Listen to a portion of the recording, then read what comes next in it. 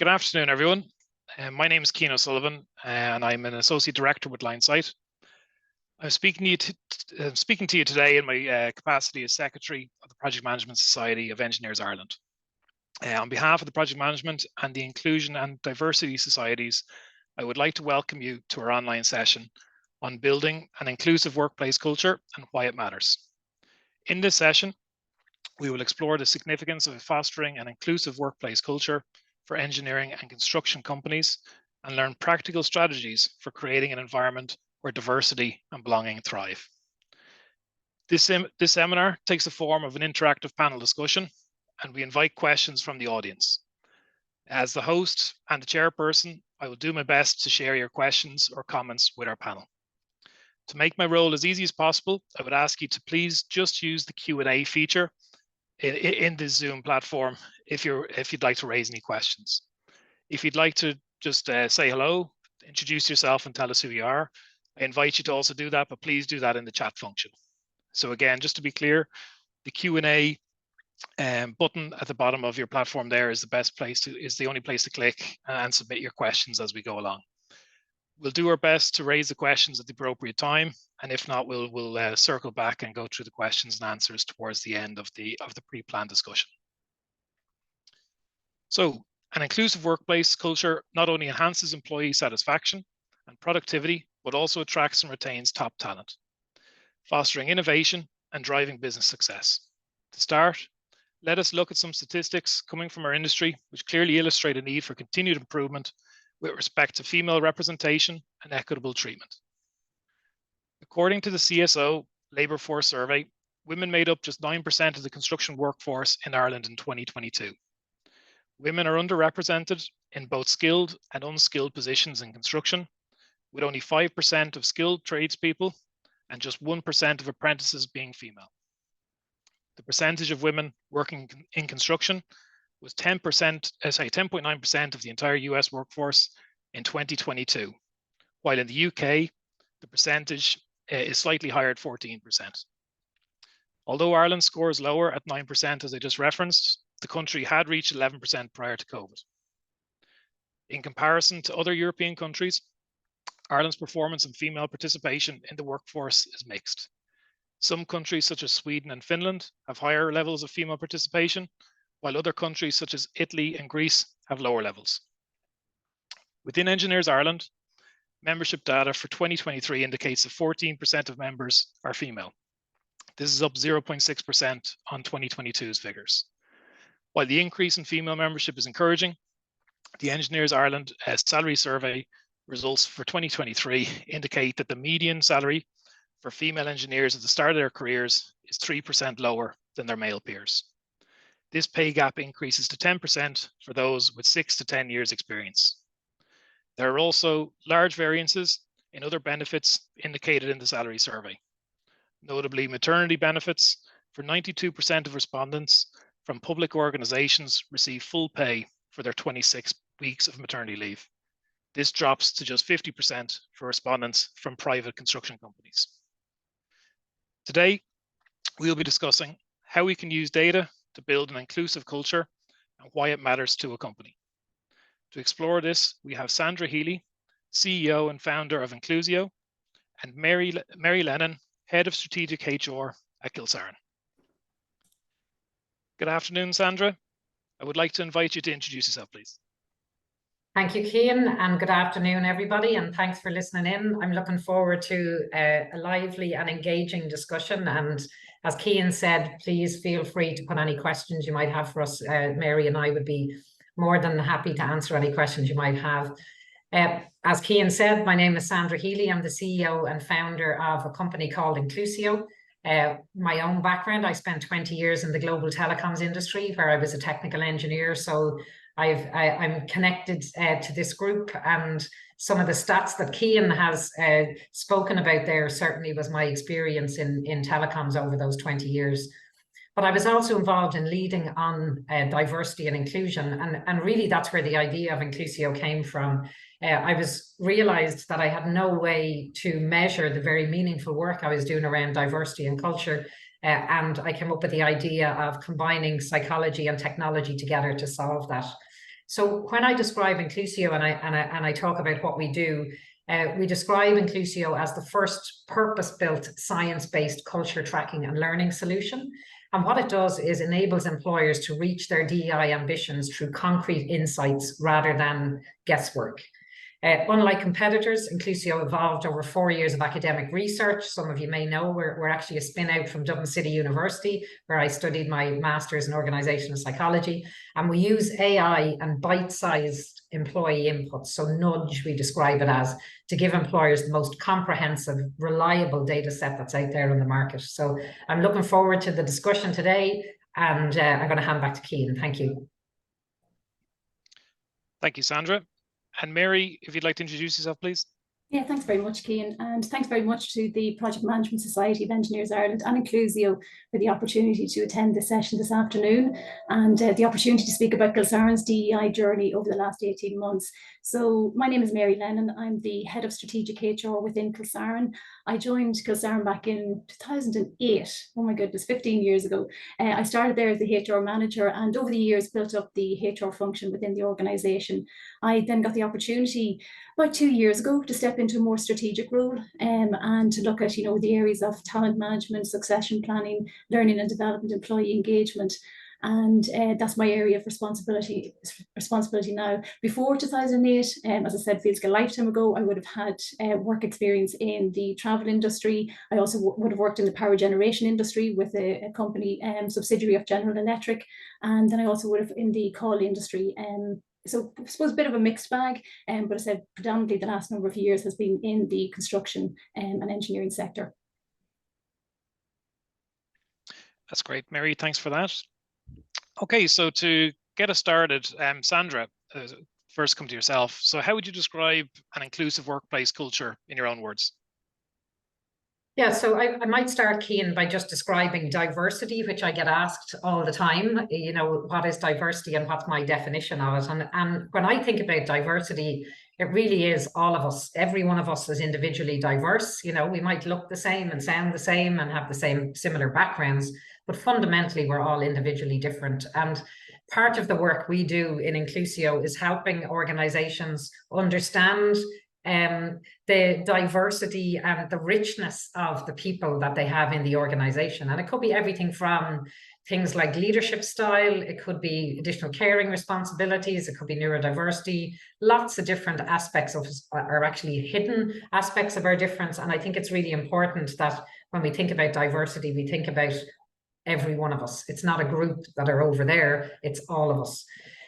You asked about culture. So for me, an inclusive culture, ultimately, it's a place where you can go into work and you can be yourself in work. And I think one of the key metrics for that we use at the moment is belonging, that sense of I can be my true self in work. I can come in, I can ask for what I need to be successful. If there's particular points in time that I might need additional support from my employer, that I'm able to ask for that and I feel comfortable asking for it.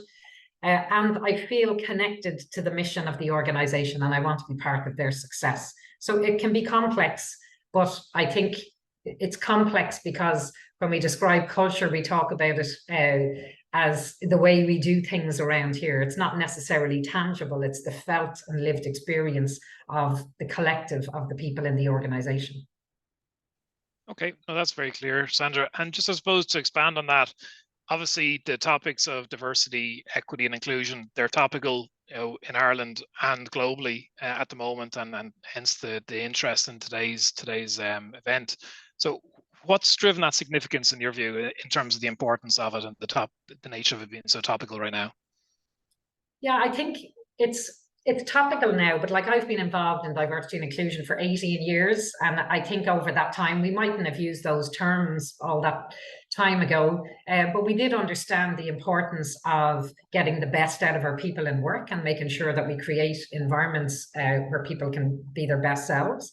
I think certainly what we've seen, it's much more challenging for employers over the last probably 5 to 7 years because there's been a lot of external factors that are driving change. So for example, things like Black Lives Matter, Me Too movement, if we think about COVID and employers now having to grapple with creating balanced work environments or hybrid working patterns that work well, that give the flexibility that people need, but at the same time gets the work done for the employers.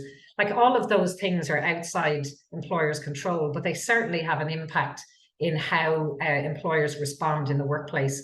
The other thing we're starting to see, and some of you in engineering and in construction, certainly our construction and engineering clients are feeling this, where they're being asked to report on ESG. And the environmental side of things is well defined, but what we provide is the S. So 100% of that, of what you would need to report on S. And certainly with our clients, what I've heard, Cian, is that a lot of, when you're in construction and engineering and you're bidding for a project, now you're being asked to produce information and to be able to demonstrate in a very authentic and transparent way that diversity, equity, and inclusion and culture are a key part of how you're running your business. Okay, yeah, that's great and very, very, very clear. Mary, to yourself, I suppose, just from a Kilsaran perspective, the why in terms of, I suppose, why did Kilsaran prioritise DE&I, and what were the timelines that led to that? Yeah, Cian. So I suppose we started our DEI journey back in autumn 2021, which would have coincided very much with myself stepping into my new role. And I suppose just to put a wee bit of context around that in the background, and very much what Sandra has spoken about there, we were facing, and it wasn't just Kilsaran, I suppose it was a number of industries across the globe, a number of kind of challenges within the world of HR. And I suppose COVID-19, you take that as an example. You had people who really stopped and reflected on their lives, both professionally and personally, so that certainly was having an impact. And also then the skill shortages, which we're still experiencing today. It's not just that over the last couple of years, we're still experiencing those skill shortages, particularly within the construction and engineering sector. Another challenge at the time was the return to work versus the hybrid remote working. So again, you had these competing interests from employers trying to get people back into the offices for collaboration, teamwork. And then also then on the other side, then the people who want to stay at home, have that flexibility and work on a hybrid basis. And then I suppose then employment law developments as well. I mean, we've seen a raft of employment law developments over the last number of years, that we've probably seen in previous 10 years. And again, the whole compliance reporting requirement side of things there. And if you look at the Gender Pay Gap Information Act that came in 2021. So from our perspective in Kilsaran, all of these challenges we were facing, I suppose we started to think, well, okay, we need to address these challenges, but how do we do that? So we need to understand, I suppose, our organisation, the culture, the climate, any kind of issues or gaps that our people were experiencing from their perspective. And we didn't have that data, we didn't have that information. So I suppose that's really where we partnered with Inclusio and to help us, I suppose, track, measure and action DEI within the company to address all of those challenges. So we then, in terms of, I suppose, looking at all of those challenges, we started our, it was a 3-week program back in January 2022. We did a Have Your Say program, is what we called it within Kilsaran, and that's we started to track, measure all of this, how people were experiencing the culture within Kilsaran, psychological safety, trust, that sense of belonging that Sandra had spoken about. And that was done through an online platform that Inclusio have developed, where you could engage with online videos, platforms, online videos, articles and forums to talk about, and people could share their experience. And so I suppose really to summarise it, the why, as you mentioned, Cian, why did we do it? One was attraction and retention, and to address that challenge. And the second one then, as Sandra also talked about, ESG. At the time, back in autumn 2021, we were just engaging on our ESG and responsible business strategy. And within that strategy, we have 4 pillars, and one of those is people. And again, within our people pillar, we have a number of DEI targets that we have set ourselves that we're going to meet. And again, Sandra spoken there about customers and clients. We're definitely seeing that more in tender documents coming in now, that clients are saying, what are you doing in the D&I space? Do you have a policy? Do you have an action plan? And it's brilliant now we can say we do, whereas 2 years ago, we wouldn't have been able to address that. And again, the compliance with the gender pay reporting. So really to summarize, they're the 4 main reasons why we embarked on this journey about 2 years ago. Yeah, that's great, Mary. And again, very clear in terms of the why and what drove that. And you obviously referenced some of the challenges there. I can imagine for a company like Kilsaran, you've got a diverse workforce kind of based all over, different locations. Some people are office based, some people are remote, or obviously driving machinery, deliveries, etc. Were there challenges in terms of gathering the data from those individuals as well? Very much so. Like we would have, there's no doubt we had a number of challenges, and you've just hit the nail on the head there, Cian. That is absolutely one challenge that we've had over the last kind of 18 months, and one that we're continuing to have, and we're working very closely with Inclusio and how do we overcome that. But you're right, the Have Your Say program that I mentioned there a few minutes ago, we were only able to, I suppose, roll that out to our desk-based employees and to get them to engage, because I suppose they had the methods of engaging. But the majority of our people are in quarries and sand and gravel pits. They're out, our site engineers are on the road, our truck drivers are all, they're all operating machinery. They don't have the opportunity to engage with the online platform. So it is really a challenge. How do we make sure that everybody feels included and feels part of the organisation? And it definitely is. And it's not unique to Kilsaran. I'm sure there's other companies out there have a similar experience. Another challenge we would have come across is, and again, I'm sure it's not unique to ourselves, is winning over senior leadership and getting the buy-in company-wide from individuals, and really building that trust across the organisation. Now, the buy-in from leadership was probably a wee bit easier because there's such an increase now in compliance and reporting requirements. So you can really, I suppose, focus on that and say we have to do this. It's obligatory, and therefore the buy-in was a wee bit easier there. Yeah. Okay, great. A question I have actually has come in, and it's a timely one from Magella Henshian there, who's part of the Inclusion Diversity Society within Engineers Ireland. Is I suppose just the fact that most of the diversity markers are very personal data. So generally they're not, couldn't request that information. I'd imagine what they're getting at is here's under GDPR and all those sorts of requirements there.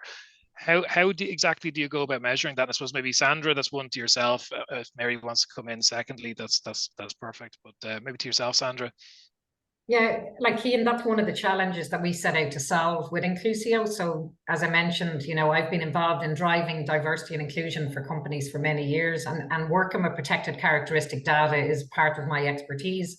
And in fact, I led on it in DCU and higher education across the island of Ireland. So it is inherently difficult. It's a great question because it's the number one challenge we find, no matter what part of the globe we're in, is collecting the protected characteristic data. And when you have it, what do you do with it then? How do you store it, and who has access to it? So it's a big challenge for employers, but we collect that information within the platform. It's all self-identification. So if people are not comfortable giving it, they don't have to. However, we are a trusted, because we're third party, we sit outside, and the way we've designed the platform and built in data privacy and GDPR, we get exceptionally high levels of completion and participation. And in fact, we collect over 100 demographic data points. Some of them are protected characteristic data, and some of it is around people's experience. I see there's another question around disability and being disabled on sites being a challenge. So we would capture information around, and again, confidentially, and it's self-ID, on what's the experience like for people around asking for accommodations. Have you asked for accommodations? What was your experience like? If not, why not? And how would you rate your experience? And then it means that organizations like Kilsaran and HRDs like Mary can take action then based on that, because they have insights and the real experience of what it's like for people on the ground.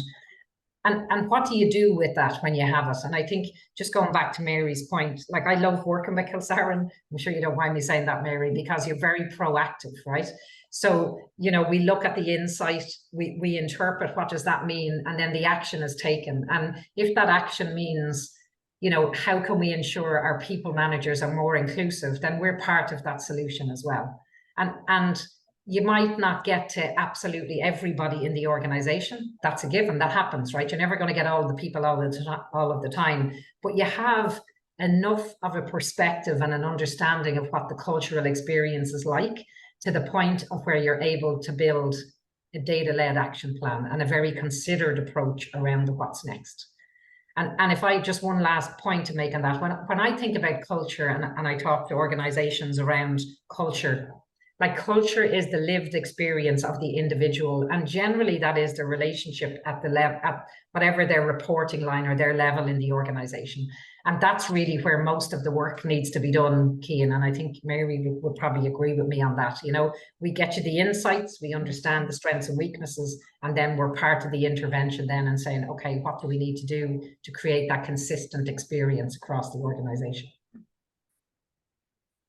Yeah, just even to add to that, Sandra, you're exactly, when you look at the data that we collected as part of our Have Your Say program, and there was information there that we just we weren't aware of. You know, for example, a high proportion of our people would have identified as neurodiversity. Like our neurodiversity figure is quite high within the company. That's not something that we would. So we actually have now an action plan, and again, it's with our hiring managers. So there's a toolkit there that inclusio have provided to us for, you know, hiring in neurodiversity circumstances, and how do hiring managers go about doing that. So you're taking the data, and you're actually just putting in real tangible action items around that. And as well as that, is creating awareness. Because again, a lot of our hiring managers wouldn't have been aware that there's individual, you know, you don't know, that's the key. And I suppose that was one of the challenges that we would have come across initially, was that there was real skepticism around the confidentiality and the anonymity of the online platform. But again, you build that trust with people, and you know, we were able to confidently say it is absolutely anonymous, it is confidential. The information that you share will help us with action plans, but you're not going to be able to be identified as an individual or who it is unless you feel free. Because again, that's what you want to do, is create an environment where people feel comfortable in going to their managers and speaking up and explaining their circumstances. Thanks. Thank you both for that. And again, from my own personal experience with the inclusio platform, Linesight, my employer, we leveraged the inclusio platform for our own policies and development of our strategies around diversity, equality, and inclusion. And I suppose for ourselves, the nudges, as Sandra referred to, the little mini surveys, and we'll kind of come to the exact ins and outs of it there. Again, it was all explained in good detail. There was stuff you could opt into, opt out of, but still, my understanding, at least from the feedback that we've gotten from senior management, and I think probably Sandra or our inclusio team would confirm that Linesight again got very good response levels. So the level of trust and people put into the platform was very high, and maybe higher than people would deem in a kind of very skeptical world out there right now. So yeah, no, it's definitely a success for ourselves, and clearly for yourself as well, Mary. Yeah. Just to follow up then, I suppose, Sandra, yourself there, in terms of, I suppose, defining an inclusive culture is tough enough at the best of times, let alone measuring or tracking and I suppose tracking people's progress towards that goal. So how does inclusio measure that? I suppose you touched on measurement to a point there, but I'll let you expand on that. And how do you quantify it and support companies with their DE&I and their culture? Yeah, it's an interesting question, Cian, and I was speaking at the CIPD conference there a couple of months ago, and it was very interesting, the discussion we had on stage, where we were talking about how belonging is the new engagement. And what we're starting to see is engagement used to be the metric that all employers kind of stood over and went, you know, that's what we're tracking. And actually what we're finding now is that's what the academic research is starting to move in that direction, is that belonging is the panacea, right? If you can create that environment where people feel like they belong, high engagement is actually an output of that, which is quite interesting. So that's new, that's emerging research for us. But how we go about measuring culture, as I mentioned, it is the #1 challenge for employers across the globe. Doesn't matter what sector you're in, it doesn't matter big or small, the #1 challenge is, how do I measure the culture? Something that it is intangible and inherently difficult to measure. So what we did, as I mentioned, we were 4 years in Dublin City University. We worked with academics from lots of different academic institutions, not just in DCU, and we developed a scientific framework around measuring culture. And that has 15 different sub-dimensions with 5 key components. So we measure trust, for example, and that's something I think that's inherent in all our discussions today, is the challenge around trust, around giving data and what's going to be used for and who sees it and all of that kind of thing.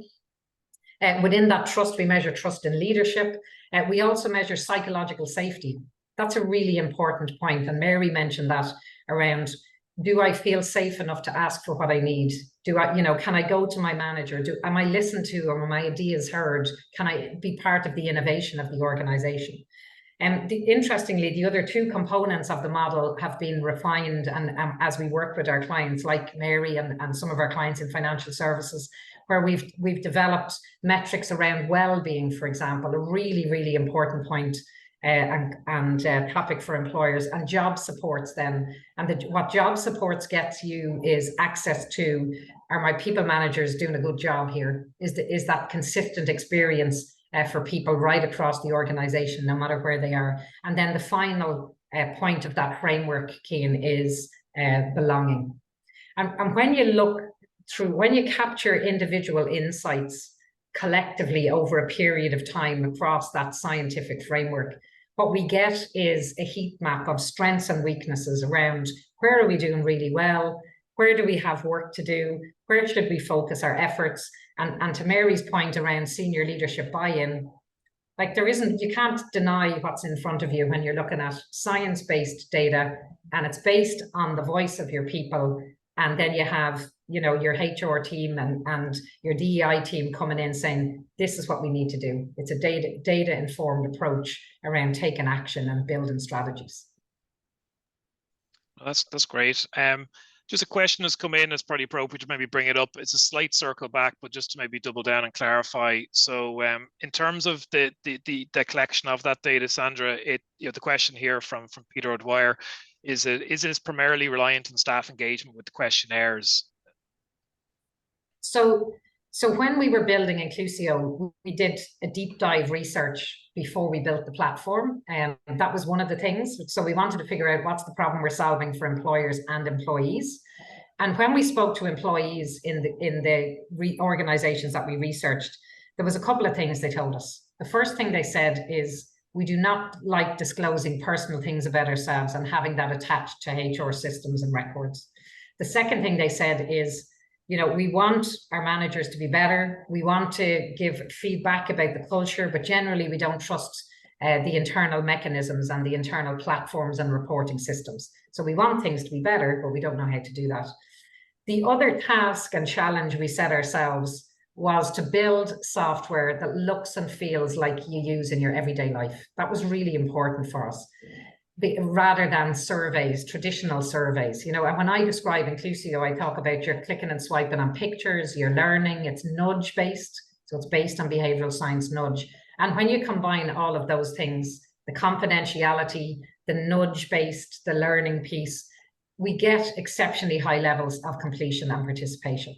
But I don't underestimate the effort that goes in on our side and the organization's side in building that trust in the confidentiality of it. And I know, Cian, you're an employee who's used it, right?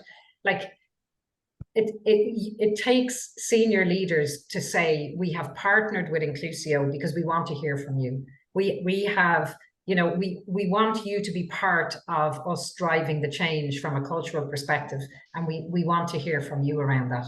And I think it's a very authentic way to go about collecting data, rather than just asking somebody to engage in a survey kind of thing. It's not that, it's more than that. Yeah, it's the leadership demonstrating their commitment to taking actions from that data. And that's, I think, what won a lot of folks over with our organization as well. Yeah, and I think the timeliness of it as well, Cian, like a lot of people will have experienced, and I certainly have, of, where you're asked to engage in a survey and you could be 3 or 6 months waiting to hear what comes out of it. Where with Inclusio on day 16, you have access to your analytics dashboards, and then you have access to our experts in the people science team explaining, what's going on where, and helping you in a very efficient way take action. That's what people want in work now, rather than the traditional way of, oh, let's do a survey, answer 50 questions or whatever, and then what, I'm waiting 3 or 4 months to figure out, well, what's going to happen on the back of that. And my circumstances could have changed in that period of time, so it's not relevant. So we're kind of the 21st century way of doing something that was very traditional. Yeah, no, absolutely. Understood. Mary, for yourself, back to Kilsaran, in terms of the deployment of your work in DEI, what were some of the wins that you witnessed within the business that you've been able to take from it so far? Yeah. Well, I would say that we're still very in the early stages of our journey, and I feel that we still have a lot more to do. But then sometimes when you kind of sit back and you reflect and you go, actually, do you know what? We actually have had some really good wins over the last 18 months. And I suppose the first one that kind of springs to mind would be the just the raising the awareness of DEI, what it is, within the organisation, and also the education of our staff. Like we would have done as part of the over the last 18 months, we would have had some targeted training on unconscious bias and how to build an inclusive workplace, and all of our senior leaders or managers would have engaged in that training. And you can genuinely see the change in language and mindset around the business. You know, just for example, we have some of our hiring managers now getting, you know, preparing for interviews, and they're very conscious now of their unconscious bias, and you know, they're very aware of it, and been very, so definitely the change, the awareness and the education of staff definitely has been a huge win. Another one for us would have been earlier this year, we launched our company vision, mission and values, and like we're 60 years in business, and it seems strange to say it was the first time we actually put them down on paper, but our company vision is empowering better building through the strength of our people. And it was through the strength of our people piece that came around as a result of our D&I focus. And we probably wouldn't have had that. We probably would have just had empowering better building. So again, it's bringing that people aspect into, so that was definitely a win.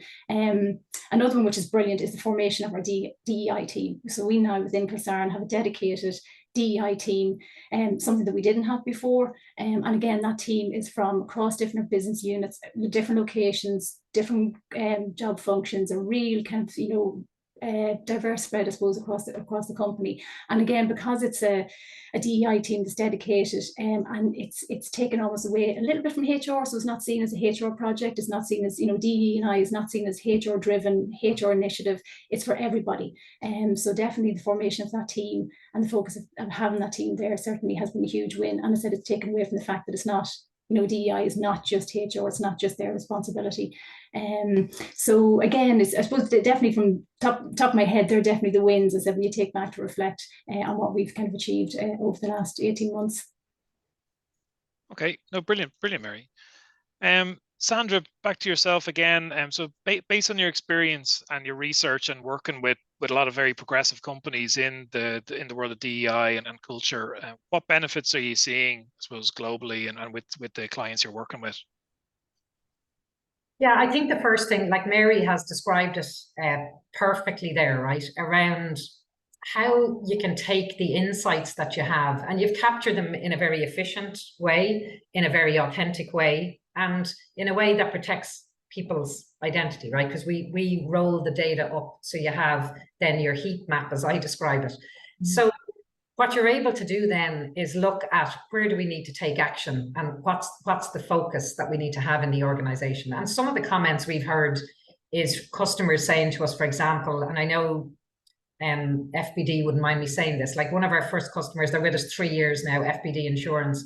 Carolyn O'Hara talks about, she's the Chief People Officer there. She talks about how Inclusio helped them align their business strategy, deliver on their business strategy by developing their people strategy and their DEI. And I think Mary has described that as well.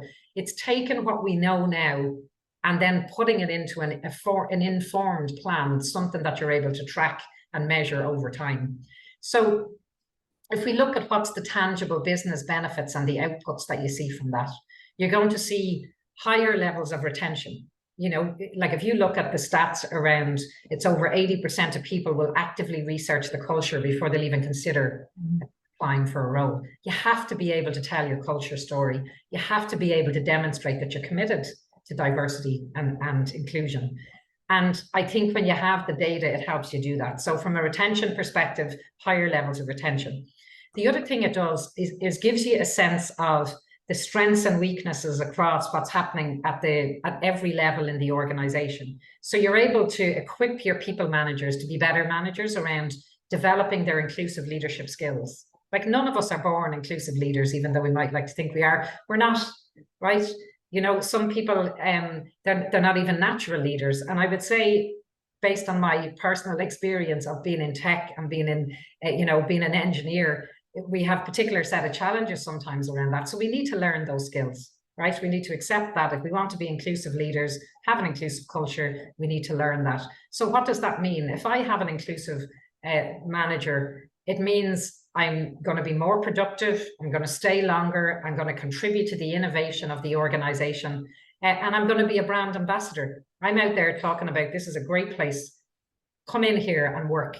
I love Kilsaran, come in and work for Kilsaran. Right, that's what it does. But from a tangible perspective, some of the stories we've heard is, you know, we've accelerated our D&I rate of change by 3 years, or you've given us the data to be able to transform the business in 18 months, something that would have taken us 5 years. They're the kind of things we hear. And don't underestimate the importance of the science behind it and being able to land that on the senior leader's desk and go, this is what we need. This is where we're going. It's well planned. We can measure it and we can track it over time. I think that's a really important thing that we help companies with. Okay, and then a question, I suppose, that kind of leads in naturally, I have here from Paul Brennan in the Q&A, is in terms of measuring inclusion, have you a starting benchmark? So I suppose, you know, for yourself, you'll have data from all your clients. You might be able to give a comparative, you know, how they all stack up against each other, obviously with anonymized data. But have you got a yardstick where you go into a client where, based on your research, you have a benchmark that, you know, says that the industry you should be at this percentage or this score, this value, this rating, and therefore you measure them against, you know, above or below that rating? Yeah, and that's what we're doing, Cian, and we're not manually doing that because the platform does that, right? We have an ethical AI engine that was part of building and researching and building the platform while we were in the university. So that's all, that comes back to you in your analytics insights dashboard. So there's global benchmarks in there, and we're working on sector benchmarks. So some of you may have heard, for the last 2 years, we've been working with the Centre for Insurance Risk and Data Analytics in the Southeast Technology University, so the academic team there. And we have 7 insurance companies that have given us permission to combine their data to create scientific sector benchmarks. We're doing that with all sectors. Once we have enough data on each sector, you'll have your sector benchmark, which also have your global benchmark, and you'll have your global sector benchmark. You know, it's what I love about what we do is it's a scientific framework. You know, when you have your score, you're able to contextually look at that and go, okay, well, I'll give you an example, a tangible example. If I give you, say, for example, what we're finding consistently now through the data we've collected, that we would have anywhere from 6.5% to 7% of people self-identify in Ireland as being members of the LGBTQIA+ community. If we look at what we hear out there as Ireland as an average of some of the research outside inclusio, it's in around the kind of 7 to 8%. So it's great. You have a benchmark around that. What we don't have is benchmark in our organizations around things like psychological safety, trust, well-being, and that's what we bring. We're able to bring that additional kind of intersectional view of what's going on in the organization. So that's a long answer to your question, Cian. Do we have benchmarks? Absolutely. And we're a global platform that and we describe ourselves as a social impact platform. The more data we have, the more insight we're able to bring back to employers, the more publications and white papers we're able to do on the back of what we do. Great. I think that answers Paul's question. Perfect. Thank you very much. To yourself, Mary, just from your organization, obviously DEI, it's a journey. It's not just it's not a project that finishes. It's obviously always progressing and evolving. So for yourself, what are you guys working towards now in terms of your own improvement or workplace culture planning, I suppose, into the future? Yeah, I suppose, again, as Sandra said, we've taken the data. So we actually have data that we just didn't have before. And that enabled us to, so we have now our DEI strategy, and we've based it, probably something we've kind of mirrored our ESG strategy, where we've 4 pillars. So within our DEI strategy, we have 4 pillars, and we've formed those pillars from the data that we got from our Have Your Say program. So our first one is, we'd say, communication.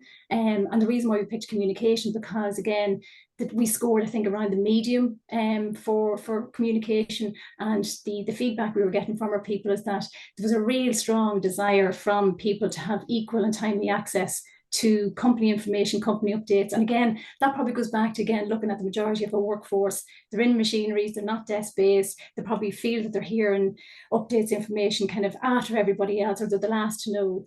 So there was a really strong desire to have that kind of timely and equal access to company information. So we were able to take the data, and that's going to be an action plan. The second pillar we have, and it's an interesting one, because up until about 2 weeks ago, we had it as gender, and it was going, because again, within the construction industry, gender is a huge, huge challenge for us. I think you'd mentioned at the outset, Cian, about 9% from 2022 female representation, and Kilsaran we're 9.2%. So we're on the we're on that stat, but at the same time, it's way too low. So we need to, I suppose, look at our females representation within Kilsaran. But the more we got talking as a team, it was too narrow. There's so much more from the data that we have. And as I touched on earlier on about looking at neurodiversity. Another information that we were able to get from the data was that we have a high percentage of our people who have responsibility as a carer for adults. So they have a dependent adult. So again, if there's any requirements that they need, so again, it's having that they feel free to come to, to their manager looking for time off, or whatever time they, whatever they need. So we've actually changed that second pillar from gender to representation, because then at least within that, then it's broader. The third one then that we have then is our growth and learning, because again, similar to the communication one, we were kind of getting the information we were getting back was that there was a real strong want for development, training, support, and to make that equal across the business, and to make sure that everybody has equal access to that. And so there's a huge focus now from our DEI team on growth and learning, and even within the business, a huge investment over the last 18 months in our L&D, and so we're working hugely in that space. The fourth pillar that we have is community. And again, the data that we were able to get from our Have Your Say program just showed a real, finding out what people are interested in their own communities, within the communities that Kilsaran work within. And earlier this year, just to give you an example, we would have got involved in a campaign with Autism Heroes. So again, the assistant dogs, and we were able to roll, so the amount of people within Kilsaran that took part in that. And again, you had that feeling of connection across our 28 locations, people getting involved that wouldn't necessarily know each other on a day or work with each other on a day-to-day basis. But equally what it gave us was that people started to talk, and we found out about people's own circumstances within their own families, within their extended families, how maybe they were experiencing, with autism. So it was brilliant just to be able to take all of the data and set out our strategy, set up our 4 pillars, and basically then what you're doing is, again, getting the message across to your people is, you said, we did. And it's like as Sandra said, taking the action, so doing something with the data and setting it. So again, we're continually working on that, and we will continue to work on that over the next number of months and years. Yeah, the work continues, Mary. It does. Okay, a question I was going to bring up, Sandra, before we start coming to, I suppose, some of the practical advice towards the end. There's a slightly complicated question. I was clarifying it in the background there. One of our attendees, I suppose, is if someone's working in an industry, let's say in construction industry, we're all here from construction, it's generally obviously heavily weighted towards being, say, a male-dominated workforce. And if you have, let's say, on average, if you just looked at it en masse, on net numbers across the business, everyone might be happy and might be trending for the industry, but you might have a cohort, a minority, who are very deeply unhappy. Do your statistics make sure that unhappiness shows up, that it doesn't get lost amongst the noise of the populace, let's say, as a group, giving the thumbs up and saying, we're happy here, the culture is great, but the culture might be great for some, but obviously not for maybe a small but still vocal minority there? Yeah, I think what you're describing there, Cian, is like an intersectional view of the data, right? So making sure that you don't have, exactly as you've described, that you don't have like this blending of the data because one group are low and another group are really high. We do comparison data. We provide that it's all through the analytics dashboard. So the platform is producing that insight. So you don't get that type of effect. The other thing is we're collecting data over a period of time. So you don't get that effect of, people having a bad day, for example, and skewing the answers, because you're collecting the data over a period of time. So it's much more balanced as well. I think like it's a really good point, because sometimes companies do engagement surveys and they might have a little bit of data over here, and you've no way to look at those two things together, where Inclusio helps you look at those two things together. So Mary talked there about, for example, understanding, the number of people or the percentage of people in the organization that have additional caring responsibilities, and maybe some of those people mightn't even ask for help, but you can then start to adapt your policies and your practices around that. Or neurodiversity, for example, I see there were a couple of questions around that. So we ask people to self-identify around neurodiversity, and then give us more information around their experience and what do they require, and have they asked, and how would they rate it. All of those insights help companies like Kilsaran then say, we need to take action there. We need to do something. We want to retain those people. We want them to have a good experience while they're here working for us. So it allows you to take that targeted action without disclosing those particular individuals. I hope those two examples are kind of help answer that question, Cian. I hope so, but again, I'm sure we have a little bit of time left, so someone can come back with feedback if needs be. But for me, I think you've covered it off there. Mary, I'll maybe come to yourself just on a question that's topical there as well. Obviously, Sandra referenced that within about 14 days, you're going to see your first data analytics kind of dashboard and that. So people think that's a very quick process, but I'd imagine there's a lot of time goes into prepping the workforce, looking at the logistics, how you roll out the surveys and getting that buy-in and trust from people. From how early would you have engaged with the likes of Inclusio ahead of time before you would have received your first tangible data? Yeah, well, I suppose we first engaged, I think it was around about autumn 2021, I suppose we started talking about what we could do. And then it was the 31st of January 2022 when we started our 3-week Have Your Say programme. But for the whole month of January, we would have, internally, we would have sent out communications, we would have done webinars, we would have had Q&A sessions. And again, it was about building that trust with people, explaining what it was and what it was all about, and again getting over that issue of that skepticism about confidentiality and sharing information. So there was a huge amount, like you're talking about, probably 4 to 6 weeks of just constant communication. And I have to say, like, we actually, for the first time doing this, we had a 66% engagement rate, which wasn't bad, but I do genuinely feel the next time we do it, because people have seen what we've done, with the information we got, and they've seen action coming out of it, that I've no doubt the next time we will definitely have a more of a participation rate. But it's about just, I suppose, communicating with yourself. And again, I suppose having that, I would have said to individuals, like, talk to me separately. If you don't want to, in a Q&A session, or if you don't want to talk on a webinar, you and I can have a separate conversation. I can take you through it. I can explain to you why we're doing this and explain how it works. And I did, a number of people would have spoken to me separately, talked about their concerns about engaging and what would happen and what we would do with the information. And again, it's just building up that trust. But it does take time. It does take a lot of work. Then I suppose when we would have got our results, again, as soon as we got the insights report from Inclusio, we took a snapshot. We were able to take a snapshot from that and share that with people. So they were getting high-level summary of the data that had come out. So again, people were able to see, well, okay, right, the information that I've given, I'm seeing it now. Again, it's all anonymized. And then we're able to take, so again, you do have to just constantly reinforce and keep people informed, because the last thing you want is, I did that a couple of months ago, I haven't seen anything, I haven't heard anything, and just people lose trust in it. Just maintaining engagement then in that regard, Mary. Very much so. Yeah, perfect. And then again, look, a couple of questions are coming in, which is great. So I'm kind of holding off going to our closing section there until we maybe clear a few of these. So a question from Anne Rogers from the Project Management Society there is, have you got a minimum percentage, Sandra, when you go into an organization for, of return surveys you'd want to see to consider it a representative sample for that organization? Yeah, I think, like Cian, we generally get kind of 70, 75. We have had, like, some of our insurance clients are up to over 80%.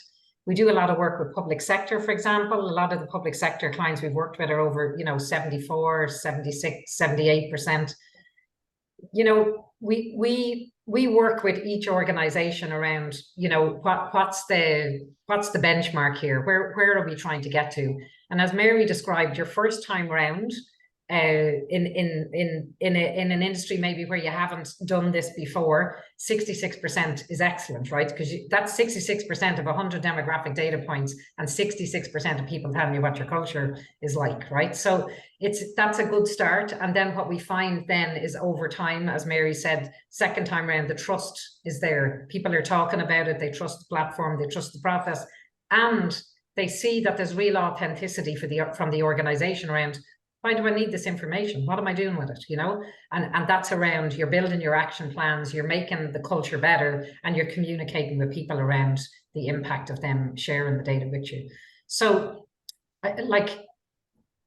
it's hard for me to answer that question because I'm an organizational psychologist, right? And for me, I'm evidence-based and data.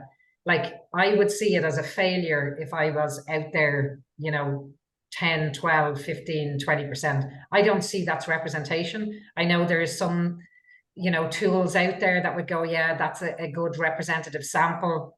Like, we describe what we do as, we are the voice of your people.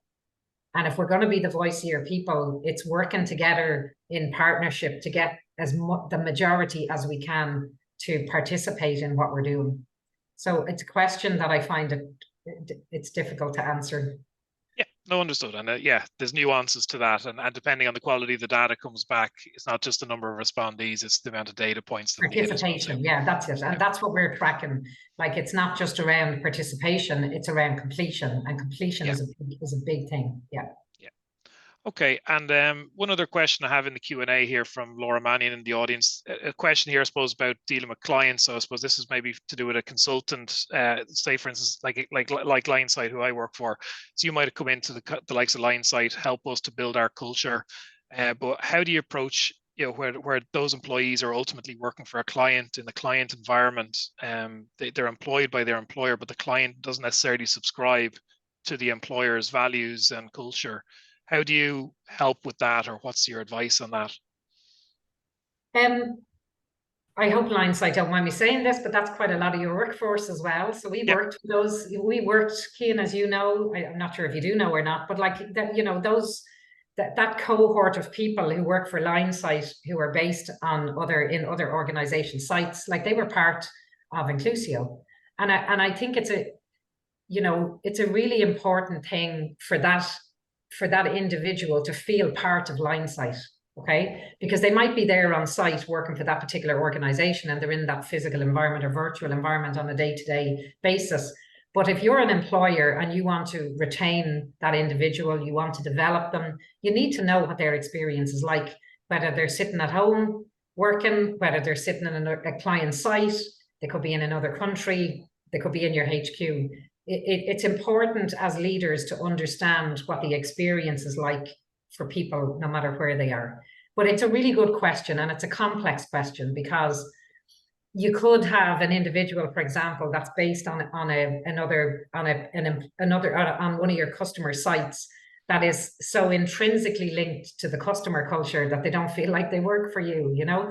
So, and that can become a challenge then around retention and attraction. We capture that.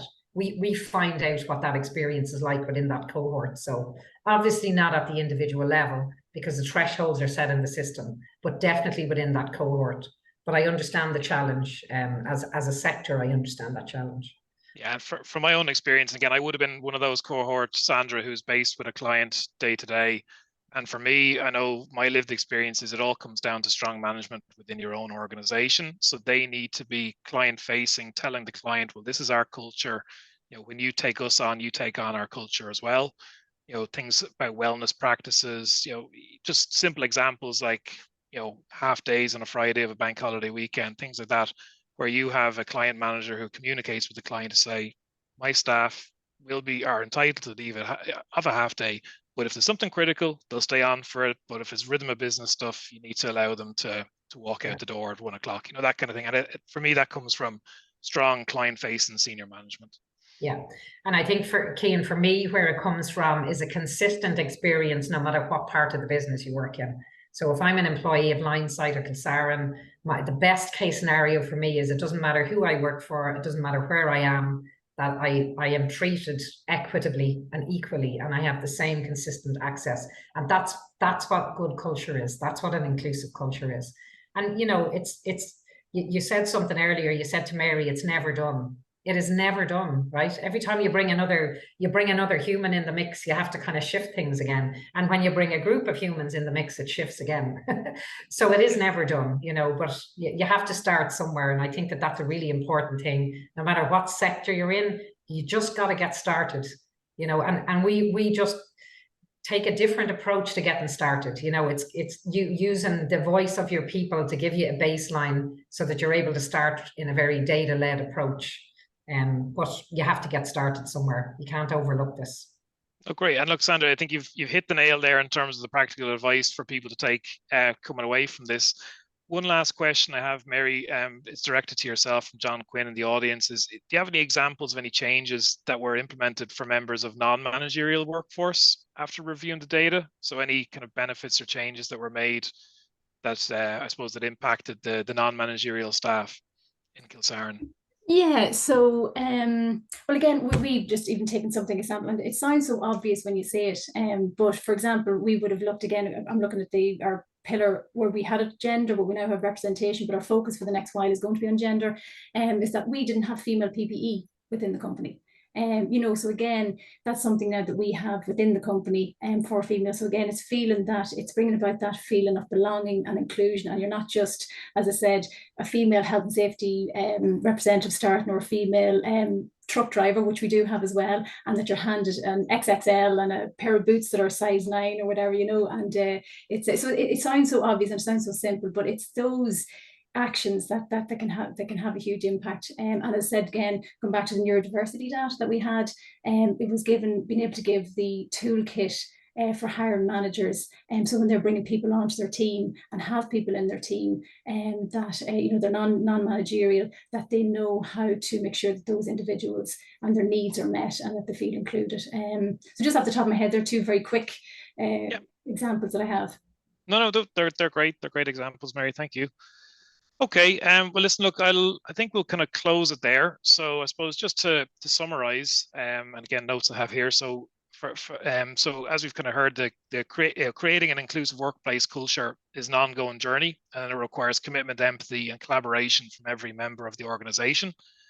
By embracing diversity, promoting inclusion, and fostering a sense of belonging, businesses can unlock the full potential of their workforce and drive innovation, productivity, and overall success.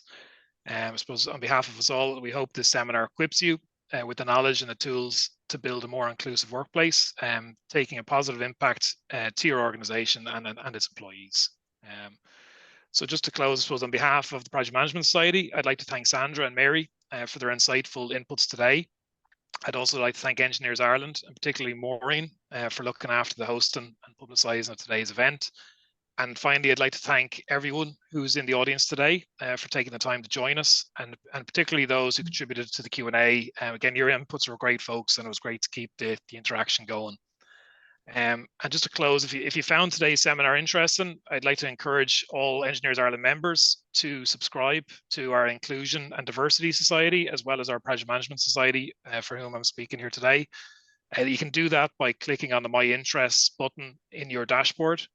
And if you're not already a member of Engineers Ireland, you can find details on how to become a member on the Engineers Ireland website. So thanks everyone for joining. Again, we'll close it there. Appreciate everyone's time. We'll hope to see you again at another project management or inclusion and diversity event in the future. Thank you all. Thanks everyone. Thanks Cian as well, expertly led panel. And yeah, please feel free to reach out to us if there's anything we can do to support anyone. We're here. And Mary, thank you. No, you're very welcome. Thanks a million. Thanks, Cian. Thanks. Bye-bye. Brilliant. Thanks all. Bye. Bye-bye.